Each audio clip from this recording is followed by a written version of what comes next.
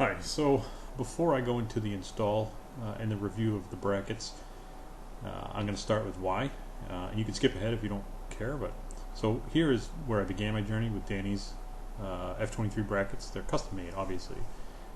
And then here's what it looks like when I attempted to put the rear transmission bracket on. And I don't know if you can tell, so I circled here. There's an assembly tab that needed to be removed. And I got that confirmed. So it's just an assembly tab and I had it shaved off. And then here's the other side. And it was kind of, shaped weird, but it fit. Everything aligned correctly. This is the engine mount, although a little bit ugly, worked well. And I had to adjust my alternator bracket, my AC bracket to fit. So I wound up notching a small piece just to get it around the original engine mount. Again, these are Danny's F23 3800 mounts. So here you can see everything buttoned up on the cradle before I put it in the car. Everything seemed to line up correctly. It looked good. It was solid. He used some thick steel, and the mounts were actually relatively good. So here's the engine after the initial install.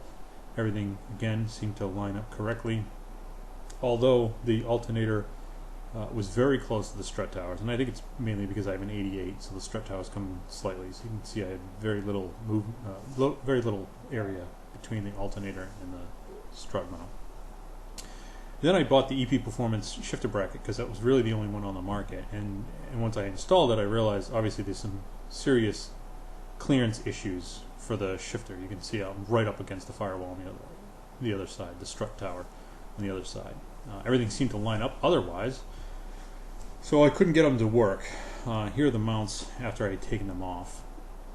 Again, maybe they're not the nicest looking, but I wound up going with Fiero Rogers rear transmission bracket. However, when I'm attempting to install it, you can see that that assembly tab that I had shaved for the original set of mounts, Fiero Roger actually used that as a mounting point. So I couldn't use his transmission mount, even though I wanted to move it over. And originally I thought it was I needed to move everything over because I didn't have enough space for that shifter bracket. Also, just as a word of caution, the Fiero Roger really had very little space there. It gave me a little bit of concern. Here's a comparison of the two on the other side. So I wound up getting Roger Thellen's because his didn't use that assembly tab. And when he shipped to me, it was offset pretty bad. You can see it didn't line up at all. So it was kind of a disappointment. Now I'm on my third sort of iteration of that particular mount. So I'm just getting a mallet and sort of forcing it into position. It was thinner steel than the other two, so it did eventually bend into place after I hit it with the mallet. And this is just a spare transmission. This isn't the original. It's in the car.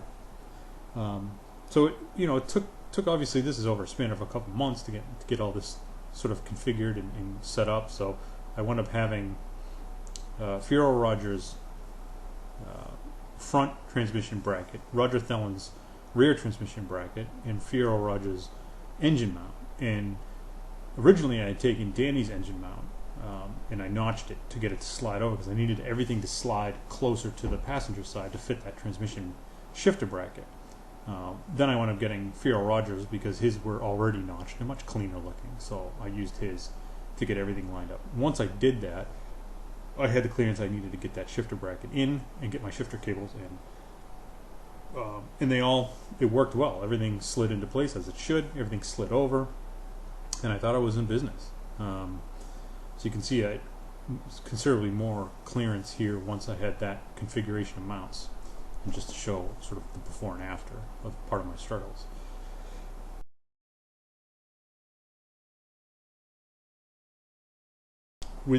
Since I moved everything over though, I did have to address the alternator, obviously, because at that point, even with Danny's mounts, it was before that was even close. So once I moved everything over, it actually was hitting the strut tower. So I got the low mount alternator like most people get, and I actually just put a bigger pulley on that tensioner to get my belt to route.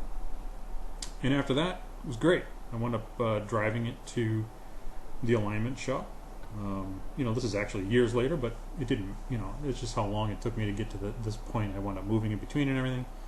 when the alignment shop got it and they pushed it into the configured alignment, the axle actually popped out of the driver's side. He said everything was shifted way too over. So I looked at my mounts and they weren't doing so hot. And I barely drove this. I basically drove it to the alignment shop and that was it.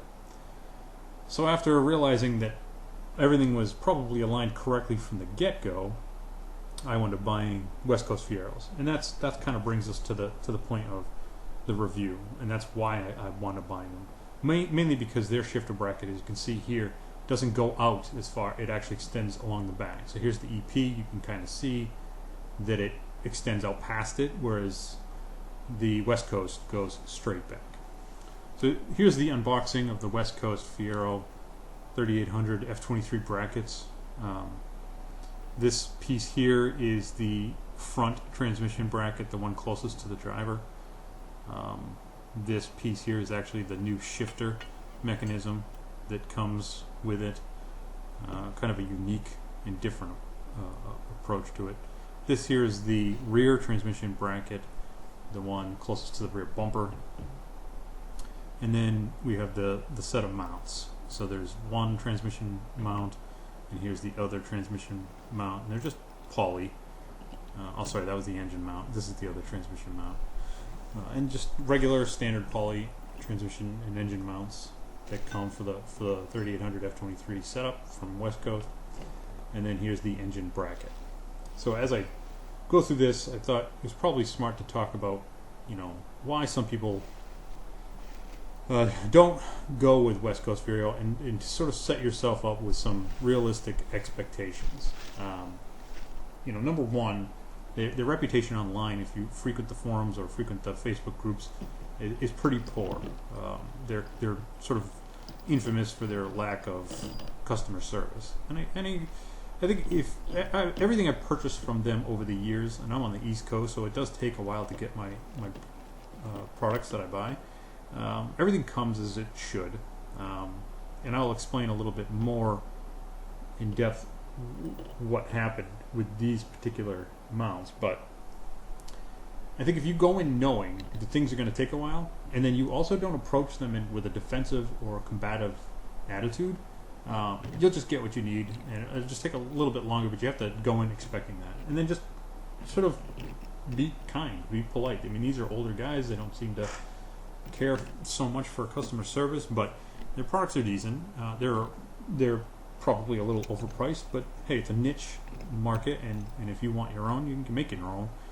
These guys are doing it for you, and their products are relatively good. So I would just say going in knowing that if you buy these mounts or these brackets, that there's a good chance it's going to take a little while to get them, and that their customer service is not the greatest. So just go in knowing that, and then you'll be happy with your purchase. I think I've never gone wrong.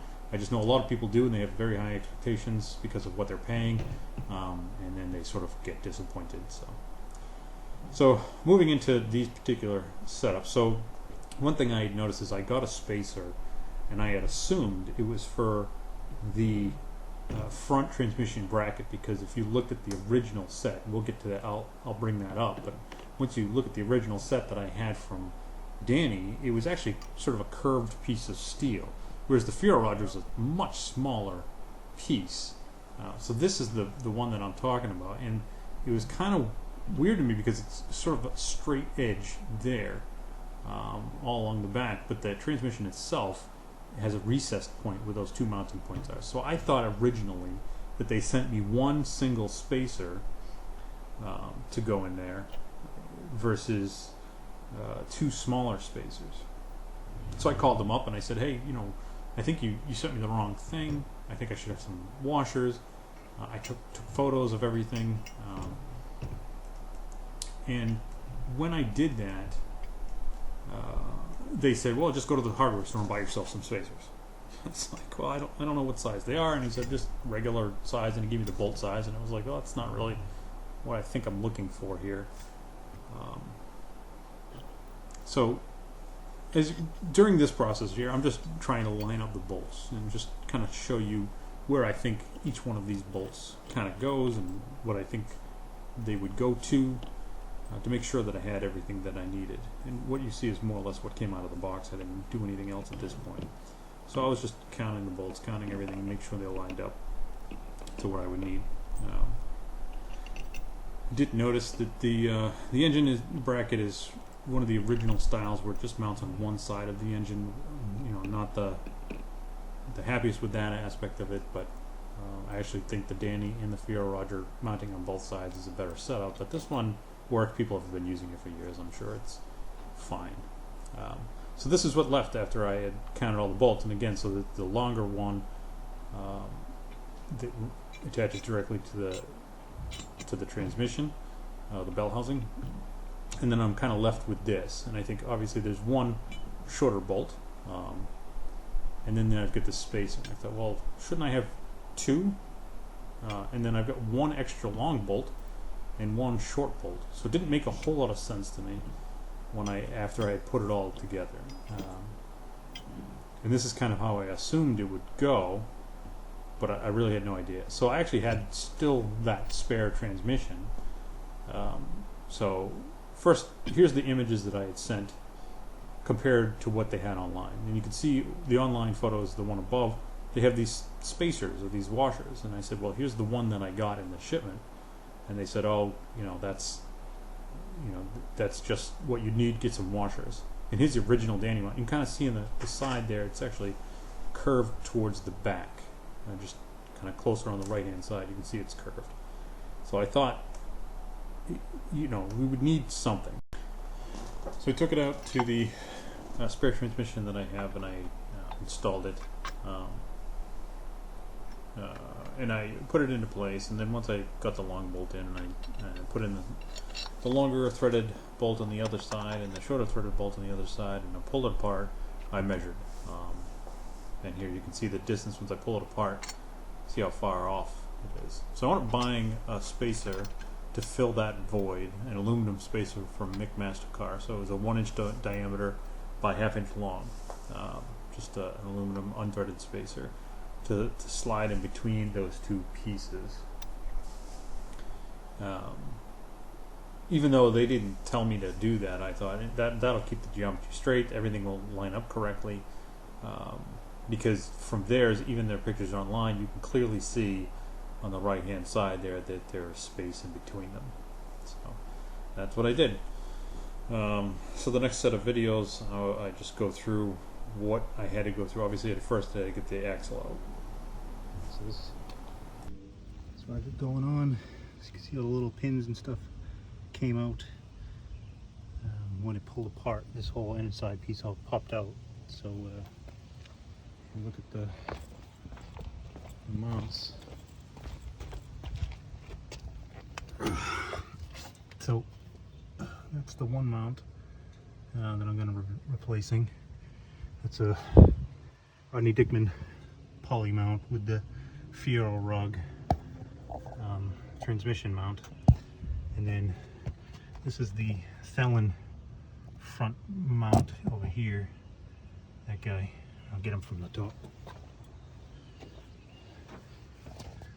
So he's got my name on it. So that guy. And then this is the throttle bracket from EP Performance, which again you can kind of see where I thought maybe if I banged it I could create some clearance, but wound up having to get the mounts and sliding the whole assembly over, so the whole thing is too far left. So some of the other stuff that I'm contending with, I've got this custom bracket made here connecting the strut towers, which is what my dog bone goes to, because I was too far right as well for my alternator. Once I moved, everything shifted over, so I couldn't keep this, which is why I got the low mount alternator from Fiero Rod as well, but that's too far that way. And then the other thing I've got contention with is obviously my exhaust was built in the position that it was in, so I don't know how much more I can slide that over. I'm hoping that it'll be workable. So that's what I got going on. The engine mount over here as well. This is a Fiero Rod engine mount as well, with the Rodney Dickman, or with the with his mount. So that's what I'll try to get done. All right, some updates. Had to get the alternator bracket off. This is the Fiero Rod alternator, low mount alternator bracket. Two things I noticed. One is my alternator, although brand new at the time, a few years old at this point, but hardly any miles on it, this broke off, which sucks. That might have been my squeaky pulley issue, the fact that that might not have aligned correctly. Also, this is the oil pressure sensor, and I knew that I should have had an elbow on this guy when I bought this, but I tried it anyways, and when I was tightening this down, I heard this snap, and it's never worked, so I figured that was why. So I'll have to get another one of these guys, and what I'm hoping is when I move everything over, I'll have the clearance up here for the alternator, put it back in its original home, and then I don't need that low mount alternator. Maybe I can sell it or something. So otherwise, everything else is disconnected. I had to get all the alternator out to get the bracket for the chains to lift the engine and the whole thing. Up next is probably getting that off. I did wind up disconnecting the exhaust. As you can see here, it is disconnected. I don't know how much play I'm going to have left to right with that, but I'll let the exhaust guy figure that out, I guess. That's it for now. So here I just sped up. This is a few days later. This is just me getting the engine leveler and the hoist up so that I could get the original mounts out. Obviously, I had at one point realized that my belts were cutting into my coolant hose over there, so I got to replace that. I figured I could get that done anyways while I'm in there, so just drain the coolant. So the next few minutes of videos is just a high-speed duration of me getting everything set up for me to get the original mounts out of the car so that I can test fit the West Coast ones in. Enjoy.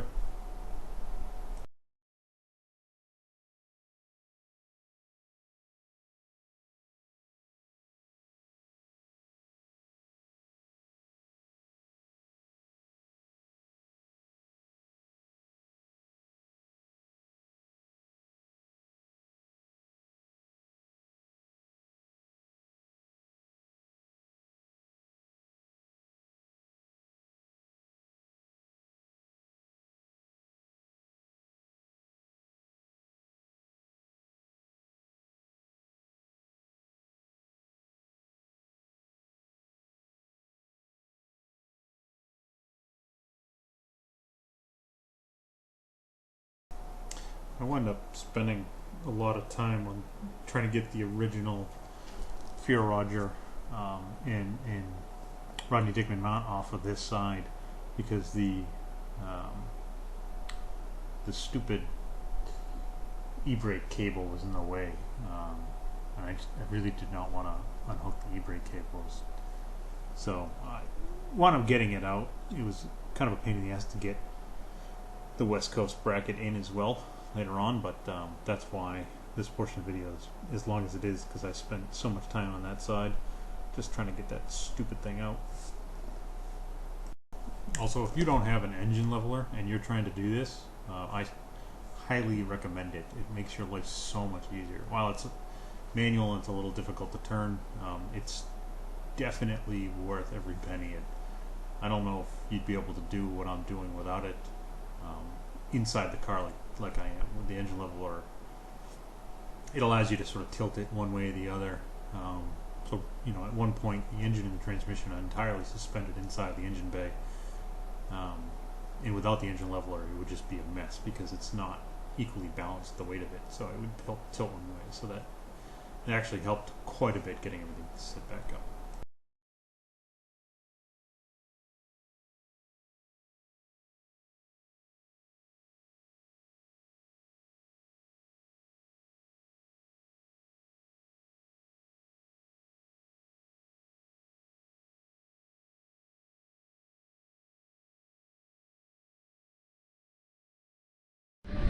Alright, so engine mounts off.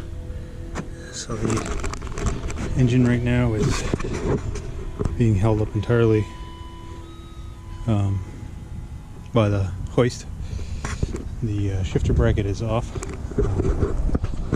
So this is the old rear transmission mount. The old rear transmission bracket, Roger Thellon's option. Here's the new mount. This is my concern is, well, I mean, I guess it'll work. This shape of it's a little bit different.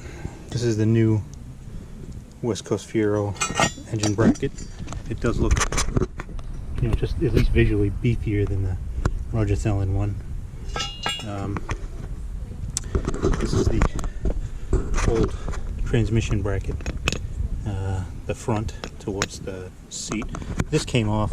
I don't know if this is part of the cradle or part of the bracket. Probably not going to put that back. This is the Fiero Roger transmission bracket. And then again, here's the engine mount from West Coast. And then this is the new transmission bracket from West Coast with the extra sleeves that I got. This is the old Fiero Roger engine mount. This is the engine bracket. And this is the new West Coast engine mount. They look very similar. This is a little bit thicker on this side compared to his. And then this is the new West Coast Fiero engine bracket. I actually prefer this style with the two sides than this one, but we're gonna go with the full West Coast to see what it's like. And then this is really the issue that I had from the get-go, was this guy here. This is the transmission shifter bracket from EP Performance. So I have an 88, and it hit the firewall because it's so much bigger. So this is the new West Coast one. This is kind of why I'm trying West Coast, and you can kind of see the angle is entirely different. They come out instead of down. So like if you line them up, the significant height difference. If you come from the side, you'll see the differences. Like that's quite a bit of height there. So they push this way out hopefully past the fender. So that's the plan right now. Got the old ones off. I'll package them up. Maybe I'll sell them to somebody who wants to try them out. I'm going to put it on the West Coast and see how it goes. So my plan of attack here was to first start with the engine bracket and mount, and just barely thread them, just enough so that it wouldn't pull away when I pushed and pried to get the transmission side up. So I, first kind of lurched under there and got the engine mount hooked up very loosely, so that I could work on the other sides. And again, with the engine leveler, this makes your life so much easier if you're going to attempt to do it the way I was doing it, with everything sort of still connected. What I didn't want to have to do was disconnect everything else, the wiring harness and everything else, to get the whole cradle out, just to try to do it. So this did save me a little bit of time doing it this way. The next video, I show you from underneath the car, me sort of fiddling with that engine bracket. I didn't really have a good angle for my camera, but you can kind of see that it's kind of a pain to try to do it in the way that the West Coast Fiero engine mount and bracket are. They're nuts and bolts. So the other ones, and I'll kind of go over some of the live videos, but you have to hold the nut and then do the bolt on the other side, or vice versa, and it's just a pain in the ass to try to get under there and do that. You're just at such an awkward angle, but once you do it, it's not so bad. It was just a very hot day that day, so.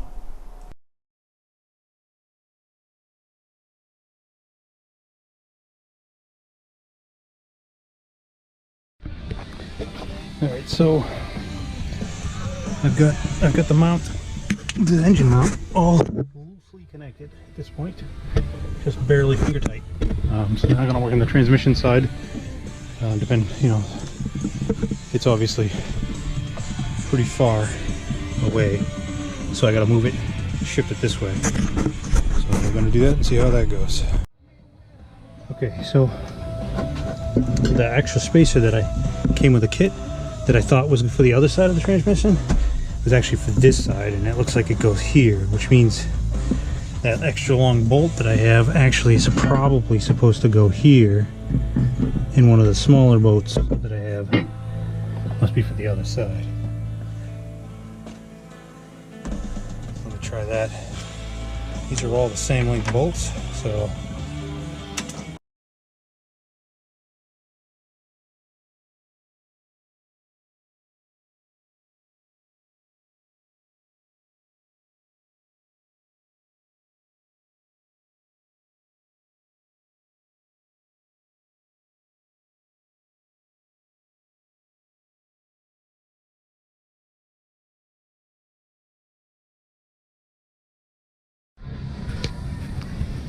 alright, so I got the new rear transmission bracket and mount at least in place. It was kind of a bitch, but a couple things to note.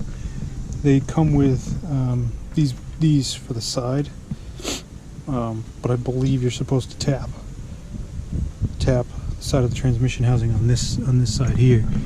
But I don't have a tap. So I'm using the older, much smaller ones that I had on my other one. I think what I'll probably do is once I get everything buttoned up and I bring it to a place, I'll have it put up on a lift and tap them, because I don't know what size tap that is. I certainly don't have it because I don't have taps. So I'll do those after. I'll just keep those to the side. So now I'm going to do the other side. That's the final side, but I did want to point out that, like, now that the engine one and this one is, you can see there's really not a whole lot of clearance here, and this is where I ran into the problem.